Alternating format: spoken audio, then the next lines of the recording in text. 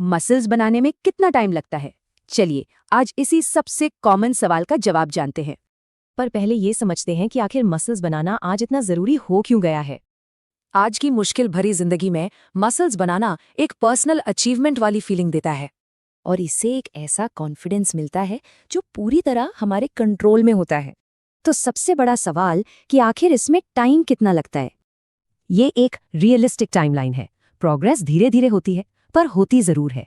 हाँ, असल रिजल्ट्स उम्र, जेनेटिक्स, डाइट और नींद जैसी कई बातों पर भी डिपेंड करते हैं। शुरुआत में तो प्रोग्रेस बहुत तेजी से होती है। इसे ही न्यूबी गेन्स कहते हैं। पहले 2 साल फॉर्मूला बड़ा सिंपल है, कोई भी अच्छा प्रोग्राम चुने और बस इन चीजों पर ध्यान दे। पर इस न्यूबी फेज के बाद ग्रोथ एकदम स्लो हो जाती है। अब ज्यादा ध्यान देना पड़ता है।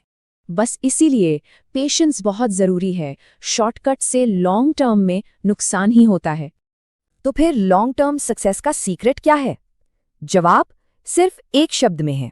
हैरानी की बात है कि हफ्ते में सिर्फ 2 दिन की ट्रेनिंग से भी मैक्सिमम पोटेंशियल तक पहुंचा जा सकता है।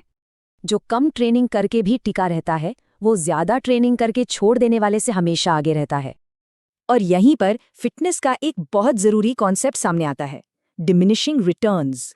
मतलब एक पॉइंट के बाद ज्यादा मेहनत करने से फायदा कम और कम होता जाता है। तो पॉइंट ये है कि ज्यादा ट्रेनिंग से बेहतर है स्मार्ट ट्रेनिंग, यानी मिनिमम इफेक्टिव डोज। मसल्स बनाना कोई शॉर्ट टर्म गोल नहीं है, इसे एक लाइफ लॉन्ग हैबिट की तरह देखना चाहिए। और इसके फायदे सिर्फ लुक्स तक ही नहीं है, बल्कि ये ओवरऑल हेल्थ के लिए भी कमाल का है। अक्सर लोग शुरू में ही ये कुछ आम गलतियां कर बैठते हैं और उनकी प्रोग्रेस रुक जाती है।